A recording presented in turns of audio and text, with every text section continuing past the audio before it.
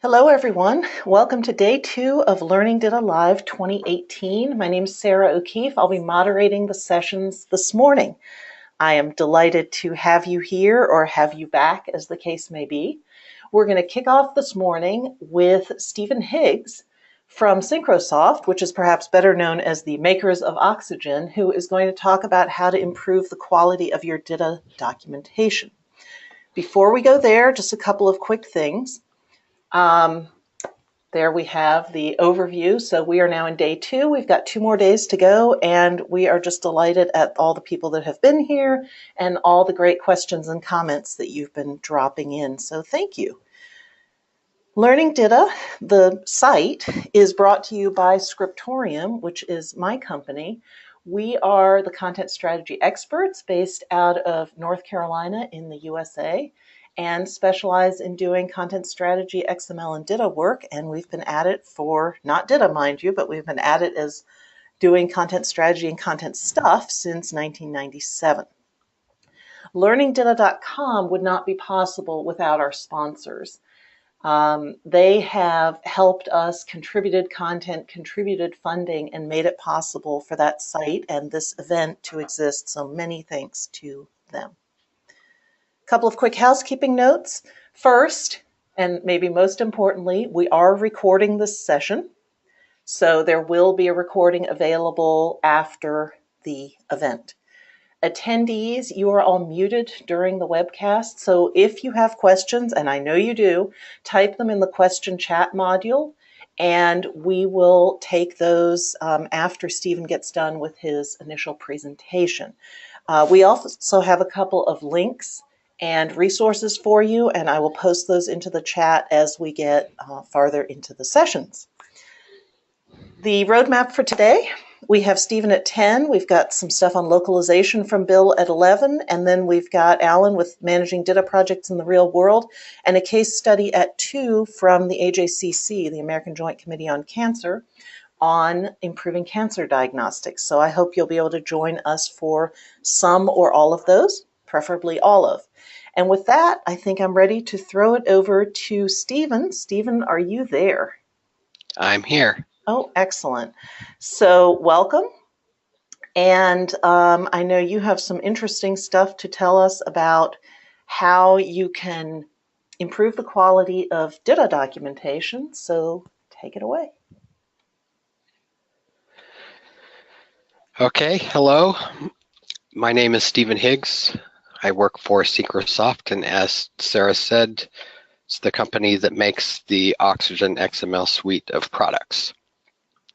And in this section, we will explore various ways to improve the overall quality of DITA documentation, and specifically ways that we have used to improve our DITA documentation.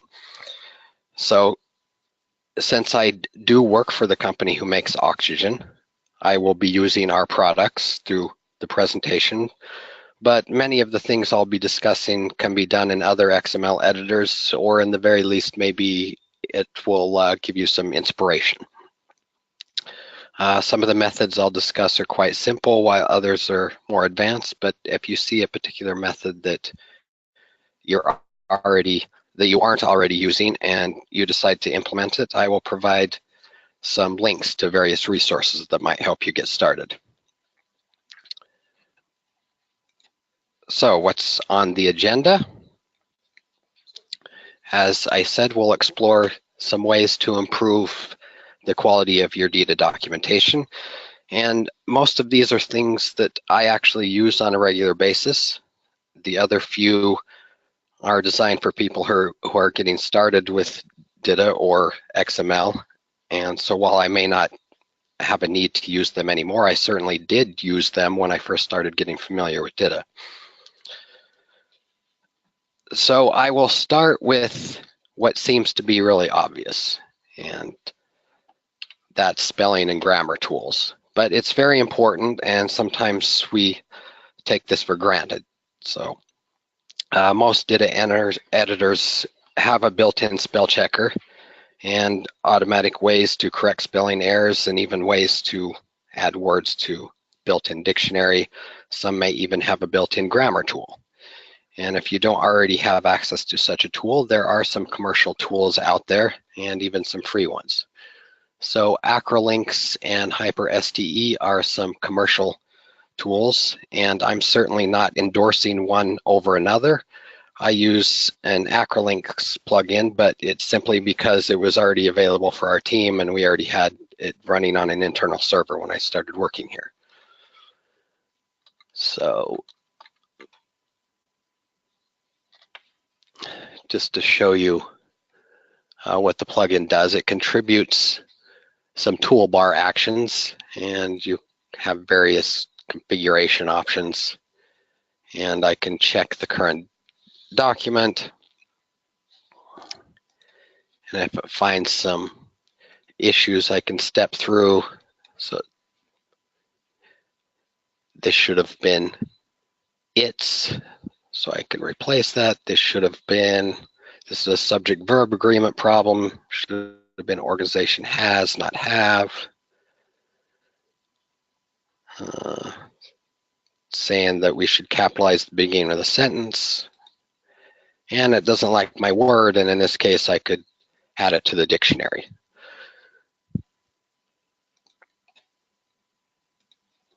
So you can see that it adds some, or that it corrects some grammar and language tools, but it's not going to catch everything.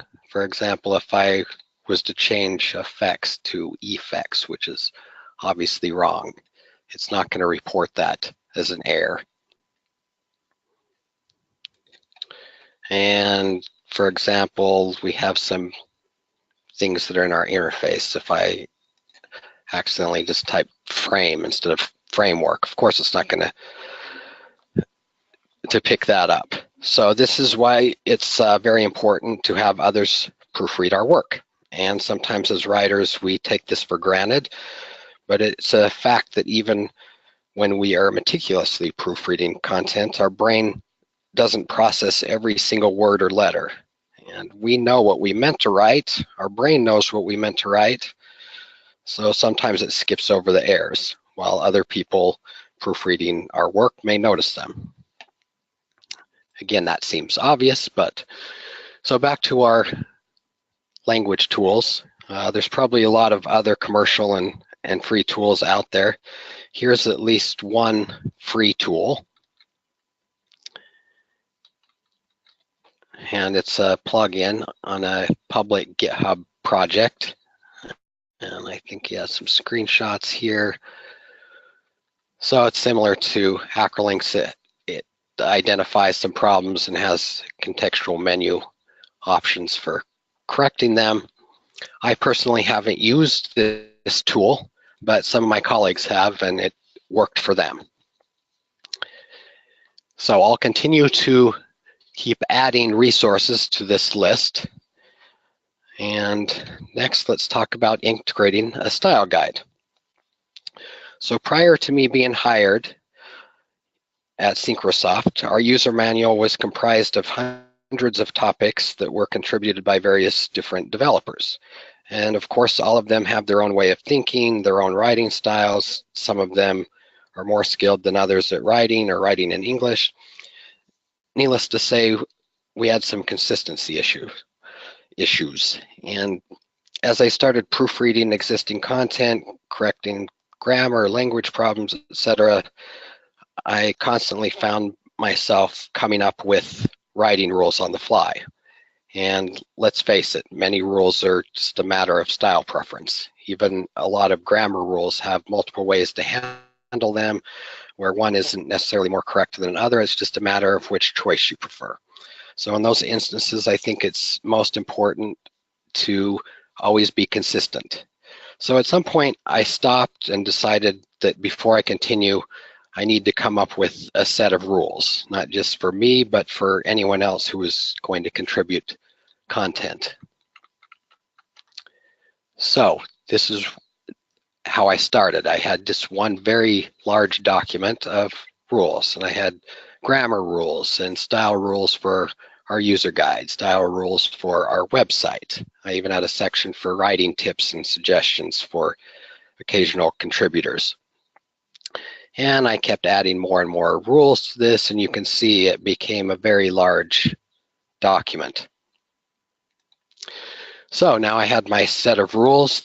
The next thing was that it would be nice if this could be published as a reference. So we broke it into modules, created a DITA map for it, and now we can publish it, which we have done. And so now it's published on the web, and we have a reference to our style guide.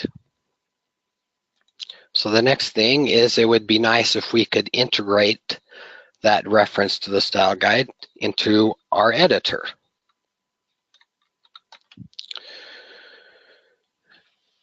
So on my toolbar, I have this button over here, and this is a customized button that if I click it, again, it opens the style guide. And another thing that we've done in our content completion assistant, we've added links, and you see that for any particular element, so I have a link to our style guide, there's a link to DITA specs. This other DITA style guide is the DITA style guide best practices for authors that was written by Tony Self.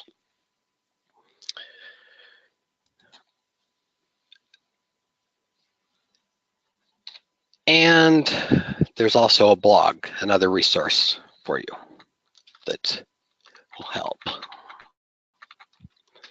This particular blog, Implementing Your Own Style Guide, you'll see that there's a section that teaches you how to integrate that toolbar button and the links and more.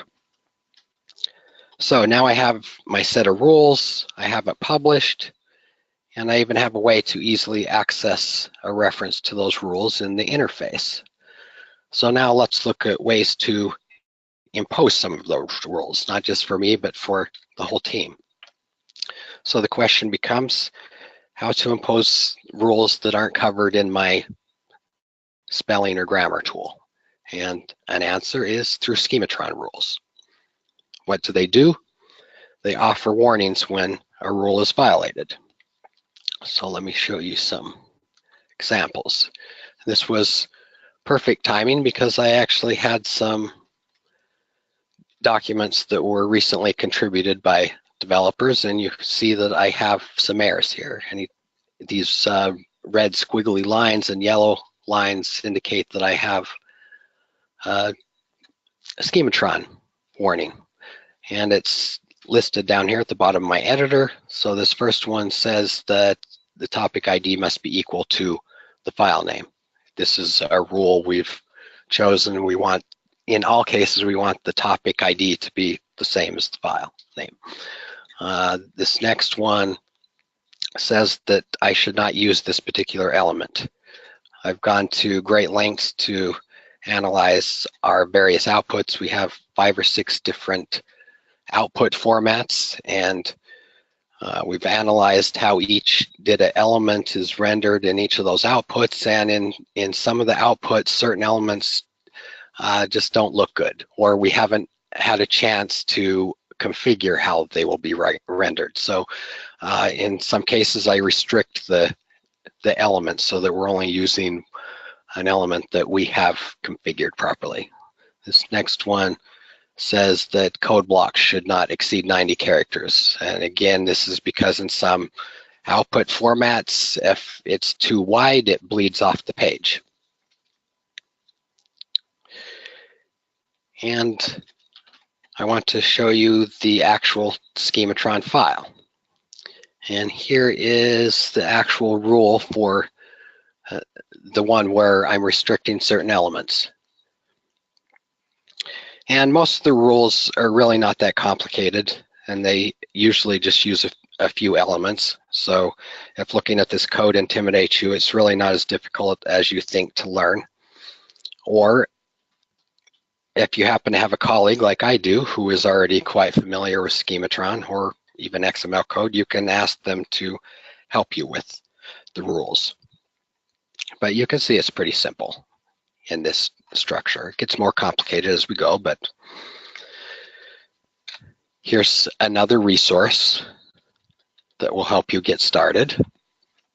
It's another blog, Schematron checks to help technical writing.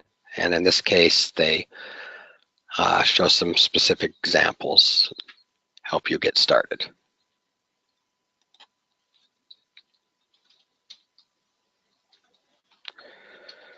And I'll be posting more resources here in a few minutes.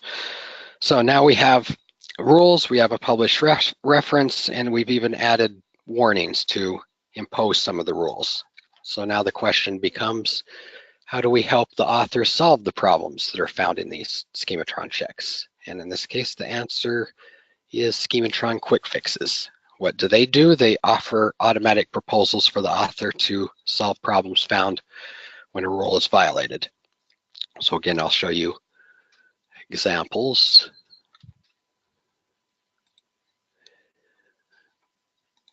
So if I have a quick fix defined for my Schematron validation warning, I see a light bulb over here.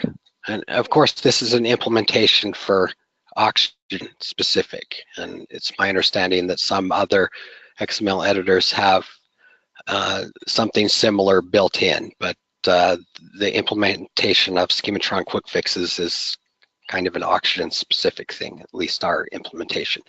So if I click this bulb,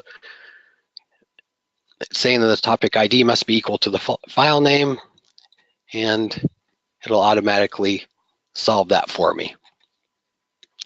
Here's another one. We have a specific structure that we want added whenever we add related links.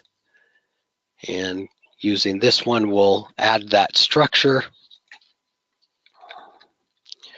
If I add a new section, it'll give me a warning that all IDs should have an ID. And in this case, it actually has two options. So I can choose to add an ID to the current section or add an ID to all sections.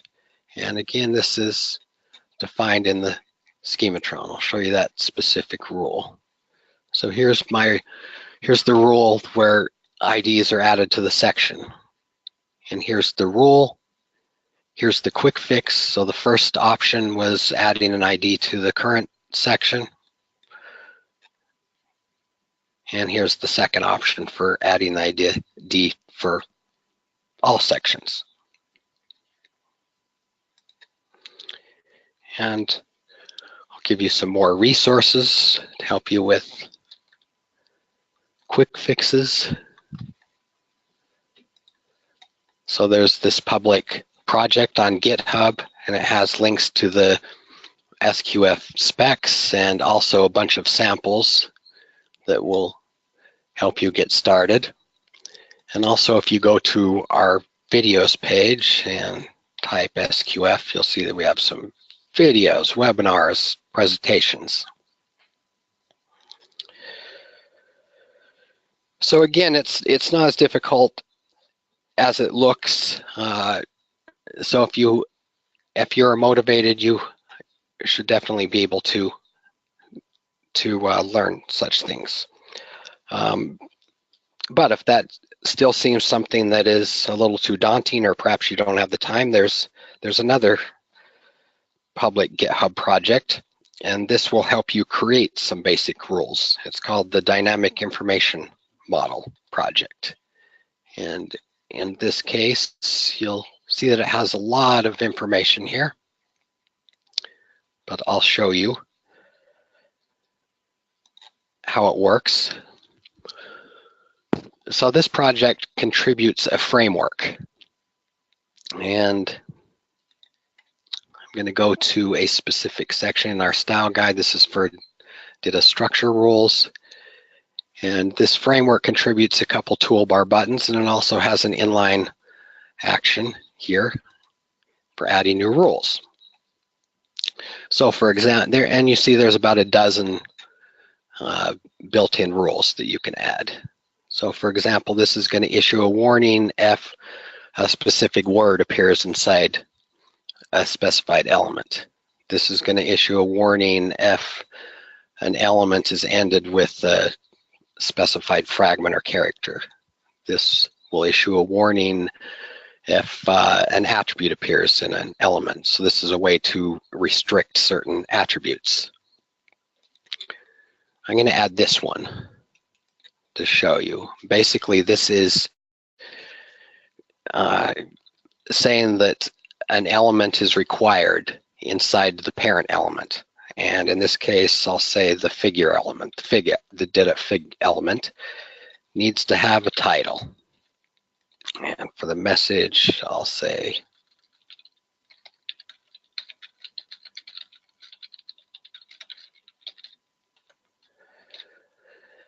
and I'll add another one. This is to restrict the number of words, and I'll say that in a short description element, the short desk element, I don't care about the minimum, but I want it to have a maximum of 10 words. In this case,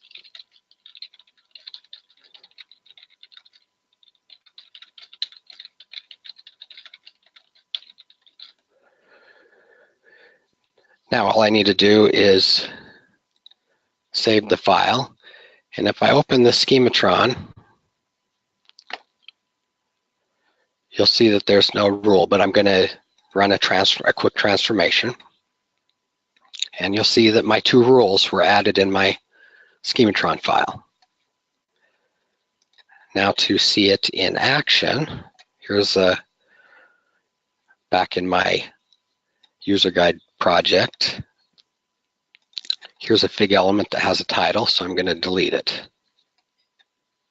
And you'll see that I now have validation warnings saying that it must have a title. And if I add a short description, let's copy and paste more than 10 words. You'll see that I now have a warning saying that it must be limited to 10 words. And this one's even defined to tell me exactly how many words I'm over the limit. And remember, we also had a link in the Content Completion Assistant for a particular element back to our style guide. So I'll show you how we can do that with this same public project. So I have a specific rule for the DITA UI control element in my style guide, and it basically just tells me what kind of things this UI control element should be used for. And this project has this other toolbar button. Basically what I'm going to define here is in the Content Completion Assistant when this particular element is used, I want it to link back to this specific topic, and the link text will be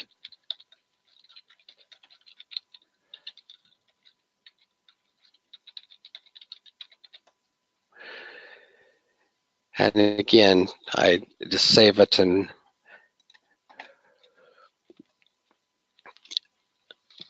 back in my project.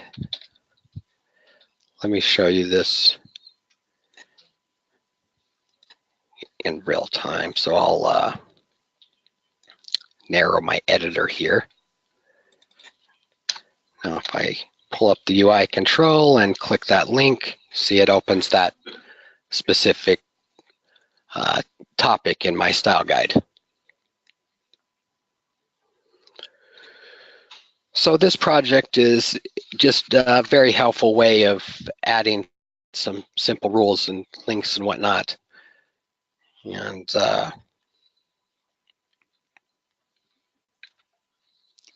we'll add another resource to our list. So the next thing I want to talk about is ways to guide the author. And the methods I'm going to describe here are all based on CSS, and I'll show you how we've integrated them into Oxygen in our visual editor using CSS. But I'm sure the concepts would also apply to any other DITA editor that has some sort of visual mode that is also rendered with CSS. So first is form controls. And this is an obvious way to help a contributor. Here's an example of a form control topic, and it's going to help them know exactly what to enter. This is especially helpful for occasional contributors, let's say. And on Oxygen, I can open my CSS inspector, and it will show me where the CSS rule is coming from for the specific element that I'm focused on. And then it also has a link to the actual CSS file. So in this case, here's my rule, here's the travel guide CSS file.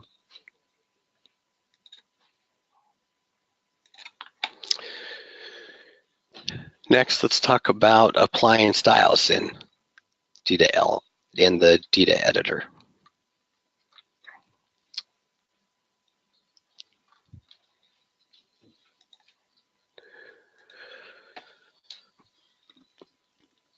So here's a DITA task, and in Oxygen we have this styles drop-down menu, and basically this has a list of CSS styles that I can apply to the visual mode.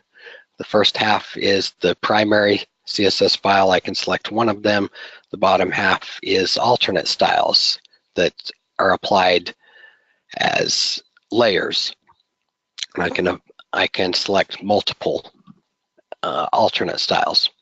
Here's a specific one called Hints. Let me show you what this does. So this helps the author. This is especially helpful for people that are just getting familiar with DITA, because it tells you exactly what is expected at any point in the document and gives you hints. And again, this is based on CSS, and I can use the CSS inspector. In this case, it's coming from the hints.css file. You see in this case that we're using an Oxygen specific function, and the information that you see in those placeholders is coming from an HTML file that has all the information defined. There's another one here called inline actions, and what this one does is it moves all the actions for elements that you can insert at any particular place directly in the document, again helping the author. So if I want to add a prologue, then it opens up a new box and presents more elements that are allowed at this position. Maybe I want to add author. Maybe I want to add another step.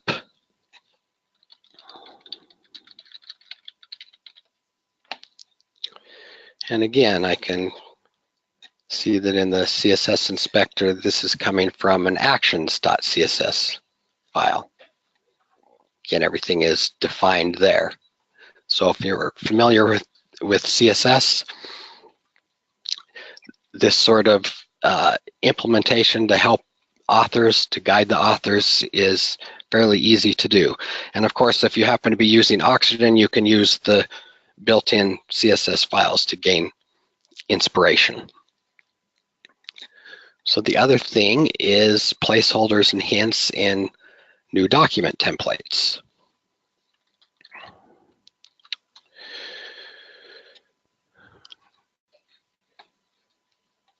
So in Oxygen, we have a built-in framework called Lightweight DITA. And in this framework, we have defined placeholders and hints. And I'll show you what I mean. So if I create a new lightweight DITA topic, you see that there's various components in there. If I click on this information button, it adds hints for what is expected at that location. I can click on elements just like before to add a new element. If I click this actions button, it presents more actions. For example, maybe I want to insert a table or insert a new column in the table. And again, these things are defined in CSS. In this case, it's the lw.css file for lightweight. All this is defined. And the other thing to bring your attention to, notice that the short description and paragraph are spelled out in its entirety. You don't see P for paragraph or short desk for short description. Of course, behind the scenes, we are using the short desk, the short description element, or the DITA paragraph element, but we've configured the CSS file so that it actually presents the entire word. Again, this is to help occasional contributors or people that are just getting familiar with DITA.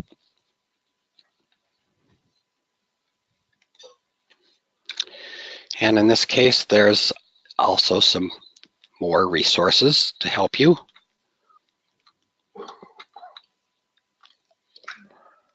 In this case, these are presentations that were made by George Bina from our company. That they were in several conferences in the last few years. The first one explains all those hints and inline actions that, or the hints and inline actions that you saw in the styles drop-down menu. And the second one explains the placeholders and hints that you see in the lightweight DITA framework. So we have more resources in our list. And the next thing I want to talk about is ways that we manage to improve the quality of our documentation through collaboration solutions. So to give you history of this, a while back we analyzed our entire documentation workflow to see if we could identify areas that could be improved. And we found that we had some issues with the collaboration part of our process. For example, there were 3 specific scenarios where collaboration is often needed, and that included when documentation reached a stage where it needed to be proofread. Second, our support team often would find problems in the published output. And the third scenario would be when a technical writer creates content and they need to send documents to a developer, in our case, or a subject matter expert, to get feedback, or maybe they need them to add something such as an example of code or something. So in all of these cases, we found that if the contributors didn't have an easy way to access and review the documents, the quality of their feedback suffered. So we ended up needing to accomplish things in each case. The first was to make the documents accessible from our issue tracking application. So we use Jira for our issue tracking, and anytime an issue reaches a stage that needs documentation, I use this Jira issue number when I commit my changes, and then the commit information is displayed directly in the Jira issue. But when it reaches the next stage, when it needs to be proofread, we needed to take it a step further. So what we did is we added a new mechanism called the Web Author Review Bot. And what this does is adds a link to the document that was changed. So if the proofreader clicks that link, it's going to open the file in our product, Oxygen XML Web Author. And the proofreader sees the entire document. They see the DITA structure. They can make changes, add comments,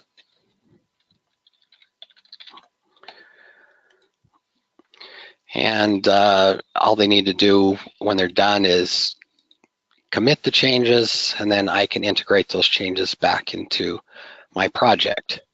Because it was so simple for them to access the documents and they see the whole context, they have the DITA structure already there, we tend to get better feedback and more precise corrections, and hence better documentation and more accuracy. So the second scenario was when our support team noticed problems in the published output. So what we did in this case, again, we needed to make it easily accessible and simple for them. And in our online web help version of our output, we have an edit link, and the support personnel only needs to click that edit button. And again, it'll open that particular topic in WebAuthor. And again, they'll see the whole XML or the DITA structure, the whole context of the topic. And in their case, most of the time it just requires a small correction. And because, again, they're able to make that correction in the source document precisely at the location of the correction, it therefore leads to better documentation and more accuracy. So the third scenario was a little bit more complicated and a more common scenario where a technical writer creates content and they need the documents reviewed. So what we did for this case, we created a new collaboration product. It's called Oxygen Content Fusion. And it contributes a new view in Oxygen called the Task Manager view. And I can add files to a new task, give it a name, upload it to the server. You see that I already have a bunch of tasks already created. Behind the scenes, it generates a link. And I just need to share that link with whoever I want to review the documents. They use that link. It opens it in their browser and the Content Fusion interface. And they just need to click on any of the files that they want to review. And again, they can add comments, make changes precisely at the location that is needed. Another nice thing in all three of these scenarios where the document is in a form where the DITA structure is already there is that I don't have to, in most cases, I don't have to worry about the contributor introducing new DITA elements that I don't use or introducing structure that's going to violate one of my Schematron rules. But the beauty is that even if they do, as you saw earlier, once I merge it back into my project, the Schematron rules show me any validation warnings that where a rule was violated. Also in this Content Fusion interface, they have the ability to add messages, to communicate back and forth with the technical writer. And when they finalize the review, as the technical writer see, I can see that there's new messages or file changes, and I can easily merge the changes back into my project.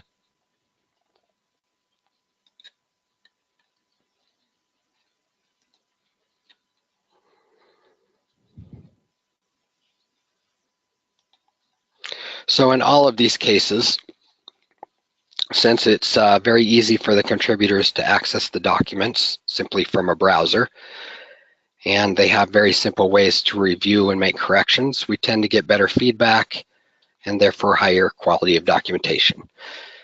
So we found ways to integrate our own products with other applications and our other products. And of course, in this case, these are Oxygen products, but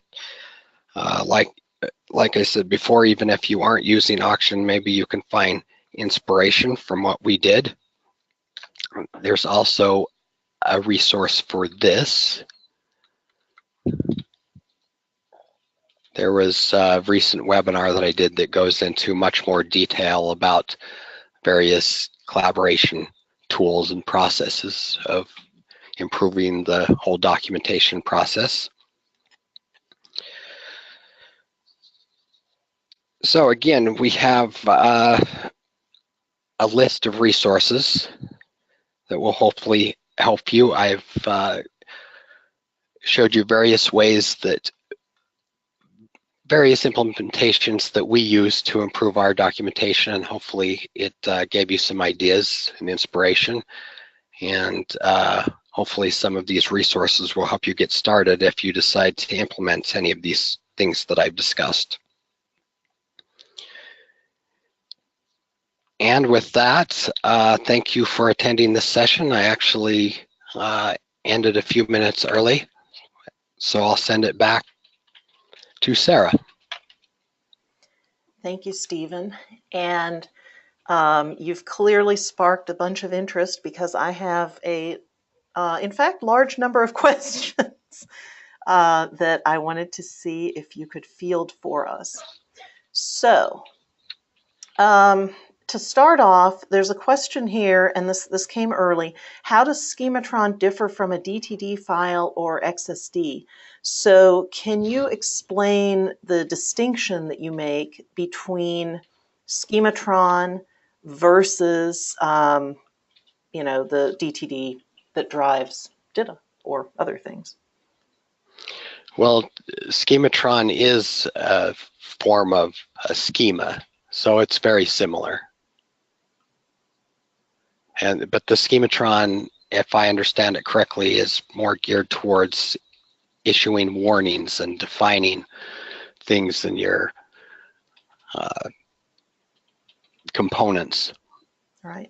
So, but this is a separate layer, right? It's not part of DITA. It's a different. Exactly. Thing. Yeah. Okay. So, so if I have DITA and I want to add these sort of additional grammar rules, I would have to implement those separately, right? Absolutely. Okay. So there's a related question, which is, are Schematron rules the way that Oxygen enforces the order of elements, such as command, then info, then step result in a DITA task? Well, you saw how we added placeholders for such things. But no, I don't think that's done through Schematron rules. Right, because that's part of the DTD. That's part of, yeah, that's part of the DITA specs, and yeah, like you said, the DDT. So I will say, as a user of Oxygen, it's fair that sometimes it's not obvious where the error is coming from. You know, it's just telling me there's an error, but is a Schematron error or a DTD error? If I'm really paying attention, I can figure it out, but it reports both of those. So that was an interesting question. There's a kind of along those lines, somebody wanted to know, what is the role of the person who would be creating these templates and things? Is this the technical writer or somebody else? Usually not. I would say that this is someone like an information architect, or maybe the manager of the whole project or team. But usually this is something that's created by someone, let's say at a higher level than the technical writer. But it certainly can be done by the technical writer. There's a lot of people that aren't a member of a team. Maybe they're a sole writer, and a lot of these people create these type of rules, these type of specs. So like, so it's the person kind of interested in the configuration or the setup. Is that fair? Yeah, I can tell you that I told you the process that I came up with all these rules, and then at some point when I started to get more familiar with other technologies such as Schematron, I went to our developer who is an expert at Schematron, and I said, hey, can't we impose some of these rules so that it issues warnings, not just the normal validation warnings that you were talking about that we see whenever we do something wrong in DITA. But and so he started creating rules and then teaching me how to contribute to it or adjust rules and whatnot. Mm-hmm. So in our case, I wouldn't say that it's our information architect, but it was a developer that was very familiar with that technology, and I provided him with what rules I wanted to impose that would be helpful for not just me, but other contributors, and we went from there. And in some cases, we're able to add quick fixes as well, as I showed you, so that they can automatically be corrected. Mm-hmm. So regarding my complaint about error origin, George Pina, who's one of the experts and one of the principals at Oxygen, points out that the validation error actually comes with a little prefix. So it'll say Schematron and then the error, or Xerxes, which is the DTD parser, and then the error. So it is there, just apparently some of us are not paying enough attention. Okay. There's a question here about, are the hints in apply styles in the DITA editor section, are those built into Oxygen or are they custom created? Kind of both. Mm-hmm. So it is an implementation in Oxygen. You saw the lightweight DITA framework that I told you about. That's kind of a custom extension of a DITA framework that George created, and you saw how he implemented placeholders and hints and inline actions all through CSS rules. And the styles drop-down is included in Oxygen, but again, these are all these, especially the alternate styles that you see in there. You can add your own custom alternate styles to that list. So there are some built-in ones that our developers have created or George has contributed, but you can create your own and continue to add more and more. Okay.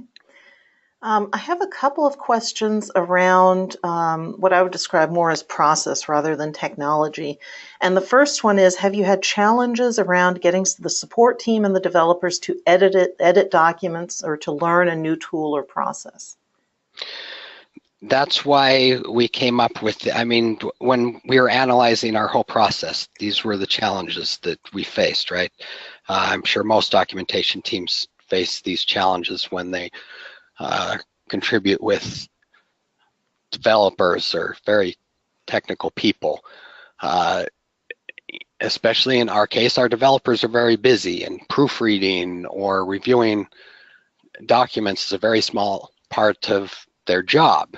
So if we don't make it very simple for them to access the documents and very simple for them to contribute content or make corrections or add comments to the actual source document or whatever, then we found that they're going to rush through the proofreading or review phase and their feedback isn't going to be as good. So that's why we went to such great lengths to implement these things where we've integrated our various products with our issue tracking application, with our Git repository, with our other products, so that it's kind of a full circle where the proofreaders have that link in the issue tracking software. The support team has the link in the published output, because these are the places where they're most likely to access the source document.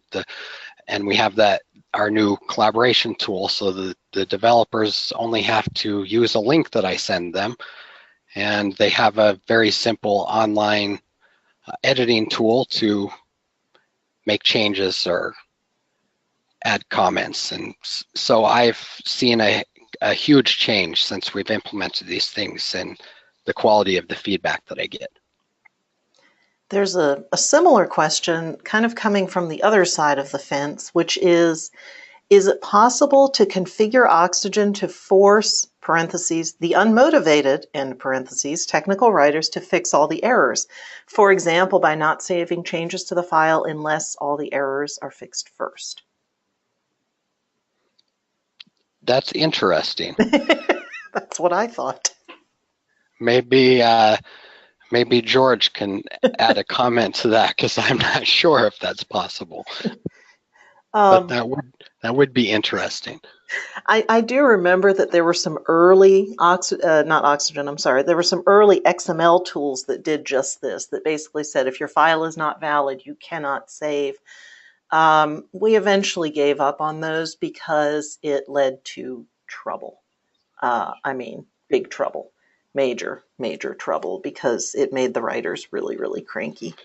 One thing that we do, Sarah, is we have a continuous integration tool. I think we use Jenkins, right? Yeah, we use Jenkins, and so anytime there's validation issues in our documentation, we are continually pounded with these emails saying that you have a problem, fix it.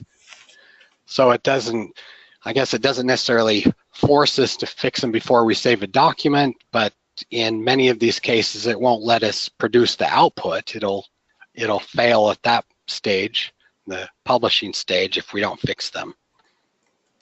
Right. So a couple of comments coming in about that, and George Bina did say that there is an option to check for errors on save in the desktop Oxygen version. Okay, and with that, I think I'm going to wrap this up. Stephen, thank you for going through a topic that I think is of great interest and not well covered in general. There's a lot of stuff in here that was news to me, and so I appreciate that very much. So thank you for being here. For those of you that are on the session, the next session coming up is Bill Swallow's localization strategy for DITA. That will be in 8 minutes at the top of the hour, unless you are in India, in which case at the half of the hour. Don't forget the evaluation link. I have posted it into the chat. I've also posted I hope I got all of Stephen's links there as we were going through them. So I think we are all set. I will leave this next session slide up, and I will look forward to seeing most or all of you in a couple of minutes. We're going to go dark here just for a couple of minutes until the top of the hour. Stephen, thank you again. Thank you. See you soon, everyone.